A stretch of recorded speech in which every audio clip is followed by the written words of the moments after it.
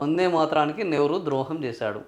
So ఇదొక కొత్త విధానం. ఏంది అని అంటే వందే మాతర గీతం. వందే మాతర గీతం వరుస మారుతున్నది, ఈ తరం మారుతున్నది, ఆ స్వరం మారుతున్నది అనేది ఒక పాట ఉన్నది మనకు. వందే మాతర గీతం నిజంగా ఈరోజు వరుస మారుతున్నది. దా నిజంగా కూడా ఆ స్వరం మారింది. ఇప్పుడు ఆ వందే మాతర గీతం వచ్చి 150 ఏళ్ళైంది. ఆ వందే మాతర గీతం యొక్క స్ఫూర్తి మారింది, తరాలు మారినాయి. ఇప్పుడు మారుతున్నది ఏంది అంటే స్వరాలు. ఈరోజు వందే మాతర గీతానికి మారుతుంది ఏంది? స్వరం.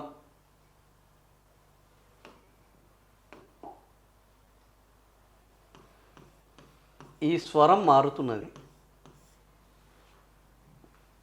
ఆ స్వరం ఏంది అని అంటే వందే మాతర గీతాన్ని ముక్కలు ముక్కలుగా చేసిర్రు అని 150 ఏళ్ళ తర్వాత మన నరేంద్ర మోడీ గారు 150 ఏళ్ళ తర్వాత నరేంద్ర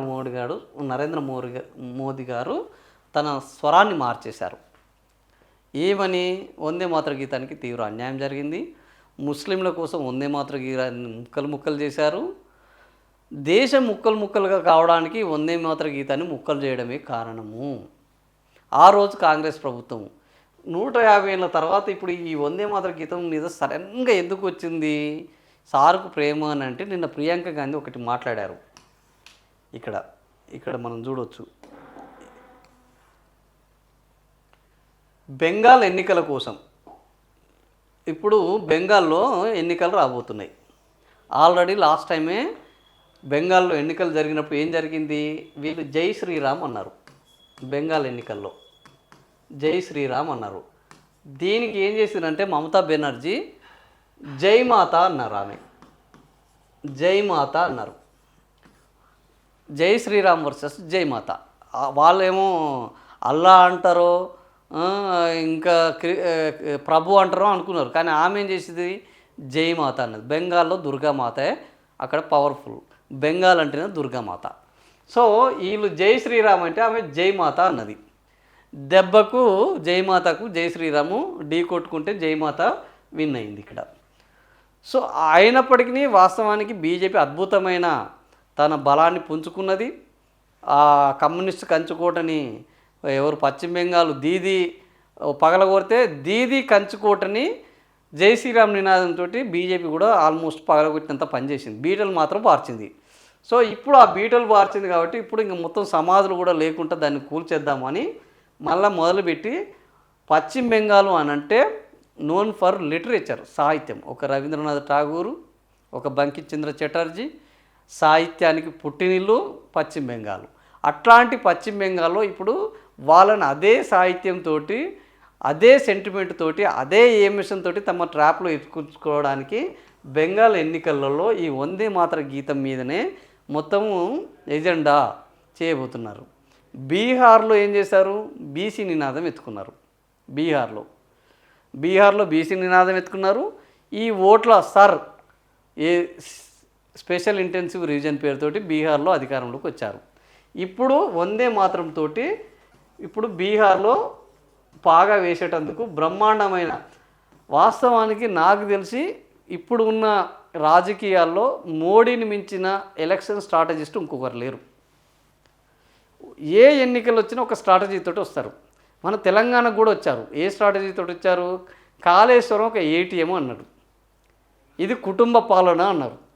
సో ఇక్కడ బీజేపీ వాస్తవానికి అప్పుడు బండి సంజయ్ ఉంటే బీజేపీ వచ్చేదేమో, ఆ లెవెల్కి వచ్చింది. కానీ పాపం ఇక్కడ బండి సంజయ్ ఉవ్వెత్తున ఉన్న సమయంలో అమిత్ షా వచ్చారు, మోడీ వచ్చారు, యోగి ఆదిత్యనాథ్ వచ్చారు, కేంద్ర మంత్రులు వచ్చారు, బీజేపీ అంతా ఊగింది.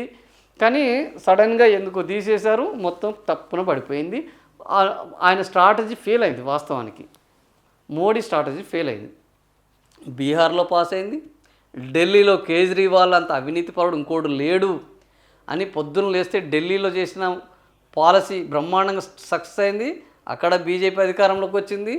సో ఇప్పుడు పశ్చిమ బెంగాల్లో వందే మాతరం స్ట్రాటజీ మొదలుపెట్టాడు. మరి ఈ స్ట్రాటజీ ఏం జరుగుతుంది ఏంది అనేది చూడాలి. ఎందుకంటే ఆమె కూడా వరుసగా గెలుస్తున్నారు. ఆమెకు కూడా యాంటీ ఇన్కంబెన్స్ అనేది పెరుగుతుంది వాస్తవానికి. సో ఆ యాంటీ ఇన్కంబెన్స్ని వీళ్ళు తమకు అనుకూలంగా మార్చుకోవడానికి ఇప్పుడు రెడీలో ఉన్నారు. ఇండియా కూటమి పాపం బలహీనంగా ఉన్నది. ఇండియా కూటమితో పోయిన వాళ్ళు ఎవరు సక్సెస్ కావట్లేదు. ఈ నేపథ్యంలో వందే మాతర గీతానికి నెహ్రూ ఆయన చచ్చిపోయి ఎంతో కాలం అయిపోయింది. Nehru bye, Indira Gandhi bye, Rajiv Gandhi bye, ఇప్పుడు రాహుల్ గాంధీ వచ్చాయి. ఇప్పుడు నెహ్రూని పట్టుకొని వాళ్ళు మోసం చేశారు, వాళ్ళందరూ మోసం చేశారు.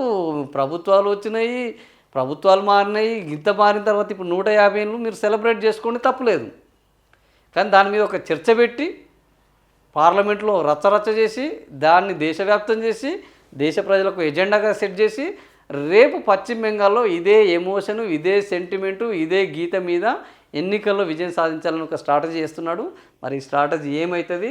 సో వీళ్ళు కూడా స్వాతంత్రం కోసం నెహ్రూ 12 ఏళ్ళు జైల్లో ఉన్నాడు. ఆత్మవిశ్వాసం తగ్గుతుంది. కాంగ్రెస్లో పశ్చాత్తాపం లేదు. లోక్సభలో 11 గంటల పైగా సుదీర్ఘ చర్చ. వందే మాత్రం ఇప్పుడు భారతదేశ ఎకానమీ పడిపోతున్నది, ట్రంప్ వల్ల నష్టం జరుగుతున్నది, చైనా ఆక్రమిస్తున్నది, ఆకలి చావులు పెరిగిపోతున్నాయి. మీరు అన్న ఏంది ఏటా ఏంది 2 కోట్ల ఉద్యోగాలు దిక్కు లేకుండా పోయినాయి, ఉద్యోగాలు లేవు. వీటి గురించి చర్చించాల్సింది పోయి మొన్ననే కార్మికులకు కోడ్లు 4 కోడ్లు పెట్టారు. ఆ కోడ్ల మీద చర్చ జరగాలి. మహిళా రిజర్వేషన్లకు సంబంధించినది అమల్లోకి రావాల్సి ఉన్నది. ఏంది నల్ల చట్టాలు తీసుకొచ్చారు, కొత్త చట్టాలు తెస్తామన్నారు రైతులకు, ఆ చట్టాలు లేవు, గిట్టుబాటు ధర లేదు. సో ఇట్లాంటి అనేక సమస్యలు రాష్ట్రం ఇప్పుడు దేశంలో ఉన్నాయి. వీటి మీద చర్చలు పెట్టకుండా వందే గీత మీద 11 గంటలు సుదీర్ఘ చర్చ పెట్టారు. సో ప్రభుత్వం ఏదనుకుంటే అది చర్చ జరుగుతుంది. సో పశ్చిమ బెంగాల్ ఎన్నికల కోసం వందే మాతర గీతాన్ని మనం సెలబ్రేట్ చేసుకుంటున్నాము. వందే మాతర గీతాన్ని సెలబ్రేట్ చేసుకోవడానికి ఇబ్బంది లేదు. కానీ వందే మాతరం పేరు మీద జరుగుతున్న ఎలక్షన్ స్ట్రాటజీ ఏం జరగబోతోంది, ఈ దేశాన్ని ఎటువైపు తీసుకెళ్తుంది అనేది రేపు పశ్చిమ బెంగాల్లో తేలబోతుంది.